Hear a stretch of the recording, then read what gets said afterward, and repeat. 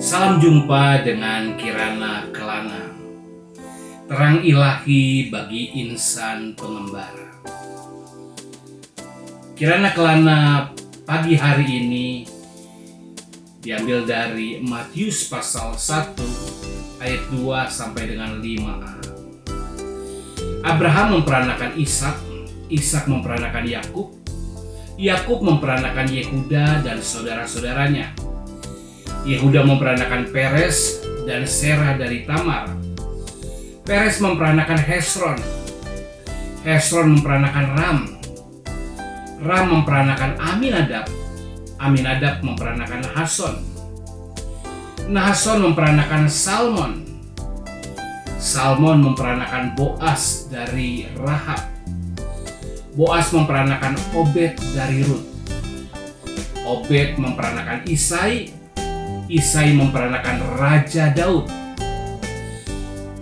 Ada dua silsilah Yesus Kristus dalam kitab Injil, dalam Injil Matius dan Injil Lukas. Injil Matius mengalir dari Abraham sampai kepada Yesus Kristus, sedangkan Injil Lukas dari Yesus Kristus kembali kepada Adam. Injil Lukas penekanannya tentang penyelamatan Allah bagi manusia ciptaan, manusia yang jatuh dalam dosa. Mereka diwakili Adam. Mengapa Injil Matius dimulai dari Abraham? Karena Injil Matius mau menekankan bahwa Yesus Kristus adalah Raja Penyelamat. Dia datang untuk mendirikan kerajaan surga, pemerintahan surgawi, melalui menyelamatkan umatnya dari dosa, melalui kematian dan kebangkitannya. Jadi penekanannya adalah soal kerajaan. Kerajaan adalah untuk umat pilihan Allah, umat yang dipanggil, dan ini diwakili oleh Abraham. Dalam silsilah Matius ada pembagian 3 fase yang masing-masing berjumlah 14 generasi, dari Abraham sampai dengan kedatangan Yesus Kristus. Matius 1 ayat 17 berkata, jadi seluruhnya ada 14 keturunan dari Abraham sampai Daud, 14 keturunan dari Daud sampai pembuangan ke Babel, dan 14 keturunan dari pembuangan ke Babel sampai Kristus. Dalam fase pertama, 14 nama pertama dalam daftar ini yang kita baca di atas, kita menemukan nama dari Abraham sampai kepada Raja Daud. Nama-nama ini dikenal juga sebagai bapak-bapak leluhur atau nenek moyang bangsa Israel. Mereka adalah tokoh-tokoh luar biasa dalam iman kepada Allah bagi orang Israel. Kita akan melihat 2 nama yang sangat menonjol bagi orang Israel. Yang pertama, Abraham. Namun sebelumnya kita melihat latar belakangnya, mengapa dan bagaimana Allah memanggil Abraham. Ketika kita membaca kitab Kejadian dari pasal 1 sampai pasal 11, kita menemukan bagaimana Allah bekerja atas bangsa ciptaan ini, tetapi tidak berhasil. Bangsa ciptaan telah gagal.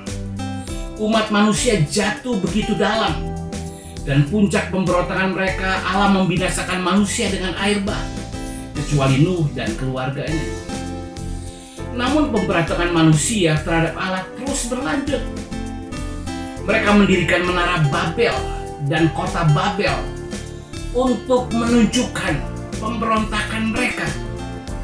Lihat Kejadian 11 ayat 1 sampai 9. Di sana mereka mengikuti naluri alamiah mereka yang telah jatuh. Mereka menyembah berhala. Pada dasarnya mereka bersekutu dengan iblis.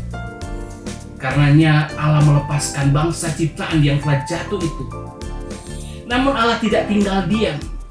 Ia memanggil seseorang, yaitu Abraham, untuk keluar dari bangsa itu. Allah memanggil Abraham untuk menjadi bapa atau pemimpin suatu bangsa yang lain. Bangsa ini adalah bangsa yang hidup oleh iman. Untuk mereka Allah menyediakan kerajaan Allah. Kerajaan Allah bukan untuk bangsa yang jatuh. Semua kita pada dasarnya keturunan Adam, bangsa yang jatuh. Namun kita yang telah percaya kepada Yesus Kristus, sekarang kita adalah keturunan Abraham. Galatia 3 ayat 7 berkata, "Jadi kamu lihat bahwa mereka yang hidup dari iman, mereka itulah anak-anak Abraham." Ayat yang ke-9 dalam Galatia 3, "Dan jikalau kamu adalah milik Kristus, maka kamu juga adalah keturunan Abraham dan berhak menerima janji Allah." Nenek moyang kita adalah Abraham sekarang. Walaupun bukan dengan darah, namun dengan iman. Bahkan kita adalah orang Yahudi yang sejati. Roma 2 ayat 28-29 berkata, "Sebab yang disebut Yahudi bukanlah orang yang lahiriah Yahudi, dan yang disebut sunat bukanlah sunat yang dilangsungkan secara lahiriah. Tetapi orang Yahudi sejati ialah dia yang tidak nampak keyahudiannya, dan sunat ialah sunat di dalam hati, secara rohani, bukan secara hurufiah. Maka pujian baginya datang bukan dari manusia, melainkan dari Allah." Abraham adalah orang yang dipanggil keluar oleh Allah. Begitu juga dengan kita, jemaat, gereja Tuhan. Bahasa Yunaninya adalah eklesia dalam kitab Matius. Itu berarti orang-orang yang dipanggil keluar. Jadi, kita yang ada di dalam gereja adalah orang-orang yang terpanggil keluar. Kita dipanggil oleh Allah ke dalam persekutuan dengan anaknya Yesus Kristus Tuhan kita. Lihat 1 Korintus 1 ayat 9. Nama yang kedua yang sangat menonjol adalah Daud. Dalam Matius 1 ayat 6 dikatakan Isai memperanakan Raja Daud. Daud memperanakan Salomo dari istri Uria. Daud bukan hanya nama yang terakhir dari keturunan bapak-bapak leluhur atau nenek moyang, tetapi nama Daud juga muncul pertama dari angkatan fase kedua, yaitu fase raja-raja. Fase 14 nama berikutnya. Nama Daud terhitung 2 kali. Namanya ada di fase pertama dan fase kedua. Menariknya dalam silsilah ini, hanyalah Daud yang disebutkan gelar atau jabatan raja.